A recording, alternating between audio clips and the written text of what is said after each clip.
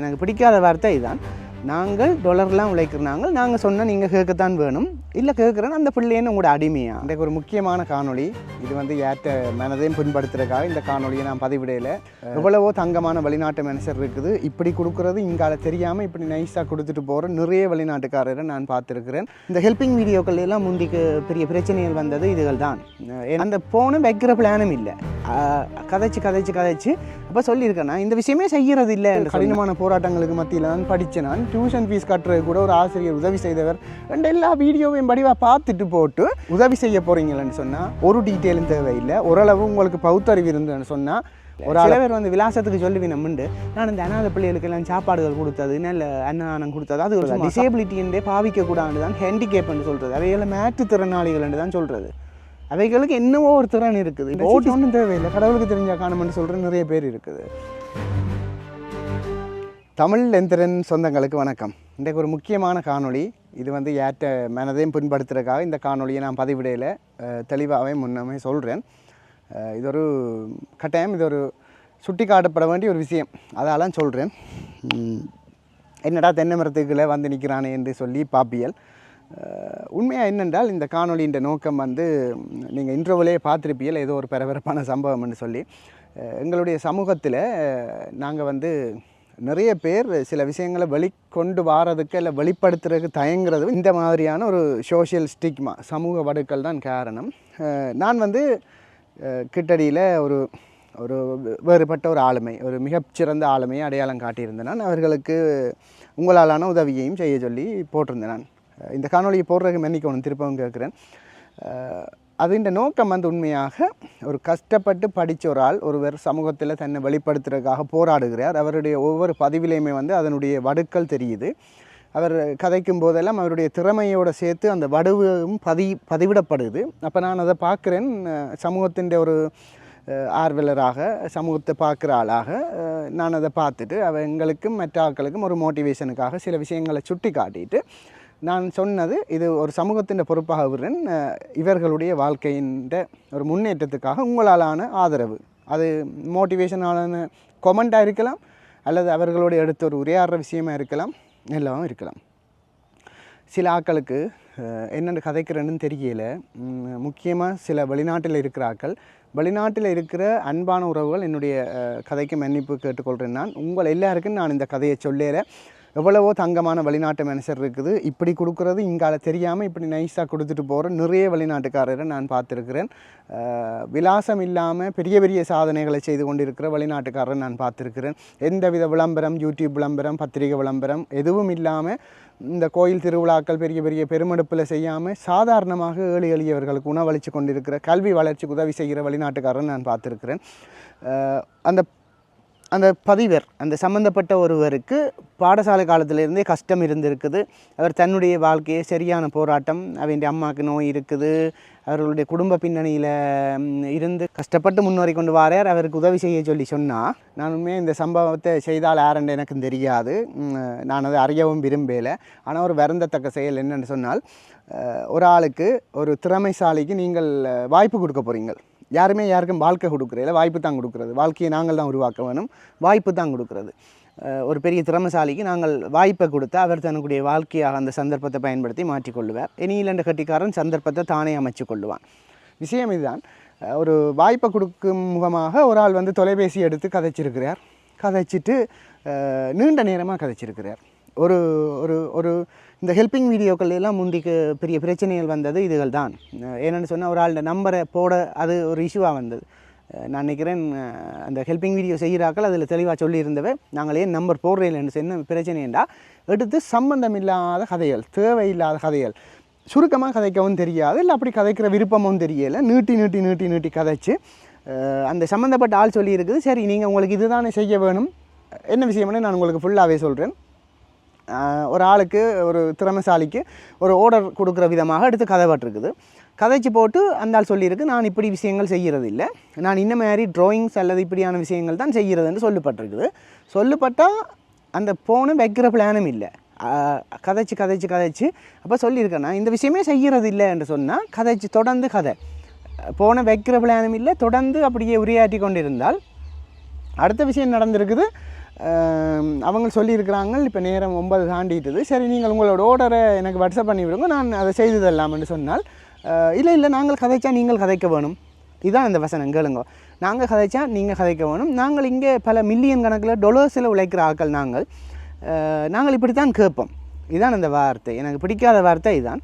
நாங்கள் டொலர்லாம் உழைக்கிறாங்க, நாங்கள் சொன்னால் நீங்கள் கேட்கத்தான் வேணும், இல்லை கேட்குறேன்னு அந்த பிள்ளைன்னு உங்களோட அடிமையா என்ன நெச்சிருந்து எனக்கு கோபம். இதில் நான் இந்த விதத்துலையும் சம்மந்தப்பட விரும்பி இருக்க மாட்டேன். நான் ஒரு ஆள் ஹேர்டாகிறதுக்கு காரணமாக இருந்துட்டேன் தான் இந்த இப்படியா நாக்களை வெளியில் கொண்டு வரையில் கொண்டு வந்தால் என்ன பிரச்சனைனா இப்படியா நாக்களுக்கு இருந்து அவைய என்ன சொல்கிறது வெண்மங்களை தீர்ப்பினம். நீங்கள் என்னவோ இருங்கோ, இப்போ இப்படி தானே எக்ஸ்போசர்னு சொல்கிறது. எங்களோட நாட்டில் இதை எப்படி மக்கள் பாப்பினம்னு கதைக்க முன்னே யோசிக்கணும். இப்போ நான் கூட இப்படி கதைக்க வேண்டி வந்தது சில பேர்ட்ட நடவடிக்கைகளால் உண்மையாக நான் கதைக்கிறது பிள்ளைய நினைக்கிறேன். ஆனால் என்ன சொல்கிறது, ஒரு வசனம் சொன்னால் அதை எப்படியாவே விளங்கி கொள்ளுவி நம்ம யோசிக்கணும். நாங்கள் டொலர்லாம் உழைக்கிறாங்க, நாங்கள் மில்லியன் கணக்கில் உழைக்கிறாங்க, நாங்கள் சொல்கிறதெல்லாம் கேட்க வேணுமெண்டா நீங்கள் என்ன பண்ணிச்சு கொண்டிருக்கிறீங்களா? அந்த சம்மந்தப்பட்டால் உங்களுடைய அடிமையா? உங்களால் முடிஞ்சால் உதவி செய்யுங்கோ. ஏற்கனவே நான் நூடுல்ஸ் ஆகி கஷ்டப்பட்டு கடினமான போராட்டங்களுக்கு மத்தியில் தான் படித்தேன். நான் டியூஷன் ஃபீஸ் கட்டுறது கூட ஒரு ஆசிரியர் உதவி செய்தவர் ரெண்டு எல்லா வீடியோவையும் படிவாக பார்த்துட்டு போட்டு பிறகு நீங்கள் எப்படி கதைக்கிறீங்களா? நீங்கள் உங்களோட விலாசத்தை தான் காட்ட ட்ரை பண்ணுறீங்க. நீங்கள் டிவிக்கலி உங்களுடைய விலாசத்தையும் உங்களுடைய ஒரு பணத்தொணியைத்தான் நீங்கள் காட்ட வலிக்கிறீங்கள். அதை புரிஞ்சு கொள்ளுங்கள். முதலாவது நிறைய பேர் வெளிநாட்டு ஆக்கள் இந்த ஹெல்பிங் வீடியோக்களில் அந்த ஹெல்பிங் வீடியோ போடுற ஆக்களே சொன்னவே அவர்களுடைய கஷ்டத்தை போய் நேர காட்டுன்னு சொல்கிறதாம். அந்த ஹெல்பிங் வீடியோக்களை நீங்கள் பார்த்துருப்பீங்களா, நேர காட்டுன்னு சொல்கிறது. நான் எல்லாரையும் சொல்லலை, திருப்பவும் அன்பார்ந்த வெளிநாட்டு மக்கள் என்ன மன்னிச்சு கொள்ளுங்கோ, உண்மையான நல்லுள்ளங்கள். ஒரு சிலர் என்ன மாதிரி அது பார்க்குறது என்றால் அந்த அவர்களுடைய அந்த மனோபாவம் என்ன மாதிரி என்று சொன்னால் அவர்களுக்கு மற்றவே இந்த கஷ்டத்தை பார்த்து இன்புறதில் ஒரு விருப்பம்னு தான் நான் சொல்லுவேன். இப்போ ஹெல்பிங் வீடியோன்னு சொன்னால் உங்களுக்கு தெரியும், அந்த வீட்டை போய் நேராக காட்டுறேன்டா அவைகள் இந்த நடை உடை பாவனை வீட்டில் போனால் பொம்பளையாக்கள் எப்படி உடுப்போட நிற்குங்கள் அதைத்தான் லைவாக காட்டணும். போயிட்டு நாங்கள் எல்லாம் உங்களை வீடியோ எடுக்க போகிறோம் வலிக்கிடுங்கன்னு சொல்லலாது. அப்போ லைவ் சிச்சுவேஷனை காட்ட சொல்லி விரும்புகிற ஆக்களுக்கு இது விருப்பமோண்டு நான் இப்போ யோசிக்கிறேன். அவர்களுடைய கஷ்டத்தை நேரடியாக பார்த்து இன்புறது அல்லது அது என்ன மாதிரியான மனநிலைன்னு எனக்கு தெரியலை. ஒரு ஆளுக்கு உதவி செய்ய போகிறீங்களன்னு சொன்னால் ஒரு டீட்டெயிலும் தேவையில்லை. ஓரளவு உங்களுக்கு பகுத்தறிவு இருந்துன்னு சொன்னால் ஒரு ஆளை பார்த்தால் இல்லை அந்த வீடியோவை போடுற ஆளை பற்றின ஒரு புரிந்துணர்வு இருந்தால் உங்களுக்கு இல்லை அந்த வீடியோவில் அப்பியர் ஆகிற ஆளை பார்த்தா உங்களுக்கு உதவி செய்ய முடியுமெண்டா அவர்களுக்கு ஒரு ஆர்டரை கொடுங்கோ. அல்லது அவைகள ரேட்டுகள் உங்களுக்கு கூடவா குறைவாக இருக்குன்னு சொன்னால் அது உங்களோட பிரச்சனை, அது வேறு பிரச்சனை. அதை விட்டுட்டு நாங்கள் வைக்காதீங்கோ ஃபோனை வைக்காதீங்கன்னு கதைச்சா இப்போ என்னென்னு சொல்கிறது, நாங்கள் தேவையில்லாமல் ஒரு ஆளை கொண்டு போய் பிரச்சனைக்கு மாட்டியிருக்கிறோமோடு தான் நாங்கள் வீடியோ எடுக்கிறார்கள் நாங்கள் யோசிப்போம். நாங்கள் காட்ட வந்த தீமே வேறு, காட்டின விதத்திலேயே தெரியும் உங்களுக்கு நாங்கள் எப்படி ப்ரொஃபஷனலாக அதை டீல் பண்ணியிருக்கிறோம்னு சொல்லி. அதில் கூட தவறுகள் இருந்தால் நீங்கள் சுட்டி காட்ட வேணும். இல்லை இப்படி காட்டக்கூடாது, இது கூட கூடாதுன்னா நாங்கள் அதை நிப்பாட்டுறோம். ஆனால் அதை விட்டுட்டு தேவையில்லாத கதைகளும் தேவையில்லாத நேரத்தில் கோல்கள் பண்ணுறதும் மற்றாக்களை கஷ்டப்படுத்தும்ன்றது சில பேருக்கு அது தெரிகிறேலையும் எனக்கு தெரியலை. இதை சொல்லக்கூடாதுன்னு தான் நான் நினைச்சேன். எனக்கு யாருன்னு தெரியாது, அவங்க அந்த சம்மந்தப்பட்டால் அதை சொல்லலே. ஆனால் அவங்களை சரியாக கேட் பண்ணி அவங்க கவலைப்பட்டாங்க, கண்ணீர் விட்டு மாதிரி கவலைப்பட்டாங்க. உங்களுக்கு தெரியுமோ தெரியாது, அனாதைகள் என்று சொல்கிறேன் ஒரு காலம் ஆக்களுக்கு முன்னால் சொல்கிறேன். சில பேர் விலாசத்துக்கு சொல்லுவினமுண்டு நான் இந்த அனாதை பிள்ளைகளுக்கெல்லாம் சாப்பாடுகள் கொடுத்தது நல்ல அன்னதானம் கொடுத்தது அதுகள் சும்மா சந்தோஷம் இன்றைக்கு அதுகளை கூட நீங்கள் அனாதை என்று சொல்ல தேவையில்லை. அது உங்கள் இறைவனது பிள்ளைகள் அல்லது வேறு வார்த்தைகள் இருக்குது. உங்களுக்கு தெரியுமோ தெரியாது, ஊனமுற்றவர்களை எப்படி சொல்கிறேன்னு தெரியுமா? ஆங்கிலத்தில் சொல்கிறதா டிசேபிலிட்டி என்றே பாவிக்கக்கூடாது தான் ஹேண்டிகேப் என்று சொல்கிறது. அவைகளை மாற்றுத்திறனாளிகள் என்று தான் சொல்கிறது. அவைகளுக்கு என்னவோ ஒரு திறன் இருக்குது. இப்போ ஓட்டிசம் பிள்ளைகள்னு சொல்கிறது, அவை வேறு மாற்றுத்திறனாளிகள் அல்லது மாற்று வலுவுடையோர் என்று சொல்லி கதைக்கும் ஒரு சந்தோஷம். எங்கள்கிட்ட வேறு ஒரு திறமை இருக்குது, அப்படி தான் கதைக்க வேணும். இது நீங்கள் சொல்கிறீங்கன்னா நீங்கள் கஷ்டப்பட்டாக்கள், நாங்கள் சொல்கிறதெல்லாம் கேட்கணும், நீங்கள் பற்றி கொண்டு கேட்கணும்னு தான் உங்களோட தோணி இல்லை, அதுதான் தோணி. நான் பார்த்த மட்டுக்கு இல்லை நீங்கள் சொல்லுங்கள் அது நான் சொல்கிற பிள்ளையான்னு சொல்லி. சில பேர்ட்ட மனநிலையே அப்படி இருக்கா இல்லையா, தயவு செய்து நான் அதைத்தான் கேட்டுக்கொள்கிறது. இப்படியா நாட்கள் இனிமேலும் முன் வர மாட்டேன். நீங்கள் ஒரு சில பேர் பார்க்குற வேலைகளால் வேறு ஆக்களை நாங்கள் எக்ஸ்ப்ளோர் பண்ண இயலாது. என்ன பிரச்சனைன்றா இப்படியான வார்த்தை பிரயோகங்கள் என்ன சொல்லுவீங்களா, அங்கே இப்படி தான் சொல்லுவீங்க. போகிற ஒரு ஏழாவது ஒரு ஆளை போயிட்டு வீடியோ எடுத்தால் அவர் நல்ல பெர்ஃபார்ம் பண்ணுறாருன்னா நீங்கள் என்ன உங்களோட பாசையில் என்ன சொல்லுவீங்களாக்கும், ஒரு சொத்தியனை போய் எடுத்துட்டான் அவன் நல்ல கட்டிக்காரன்.